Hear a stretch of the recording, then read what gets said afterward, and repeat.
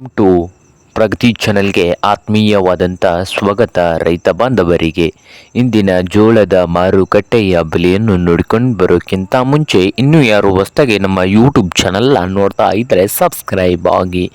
ಇಂದು ಜೋಳದ ಮಾರುಕಟ್ಟೆಯ ಬೆಲೆಯನ್ನು ನೋಡಿಕೊಂಡು ಬರೋಣ ಬನ್ನಿ ರೈತರೇ. ಇಂದು ವಿಜಯಪುರ ಮಾರುಕಟ್ಟೆಯಲ್ಲಿ ಒಂದು ಕ್ವಿಂಟಲ್ಗೆ 2,100 ರೂಪಾಯಿದಿಂದ 2,400, 2,100ದಿಂದ 2,400 ವಿಜಯಪುರ ಮಾರುಕಟ್ಟೆಯಲ್ಲಿ ಒಂದು ಕ್ವಿಂಟಲ್ ಜೋಳದ ಬೆಲೆಯನ್ನು ಹೊಂದಿದೆ. ಹಾಗೆ ಹುಬ್ಳಿ ಮಾರ್ಕೆಟ್ನಲ್ಲಿ ಒಂದು ಕ್ವಿಂಟಲ್ ಜೋಳಕ್ಕೆ 1,600ದಿಂದ 3,600, 1,600ದಿಂದ 3,600 ಹುಬ್ಳಿ ಮಾರ್ಕೆಟ್ನಲ್ಲಿ ಒಂದು ಕ್ವಿಂಟಲ್ ಜೋಳದ ಬೆಲೆಯನ್ನು ಹೊಂದಿದೆ.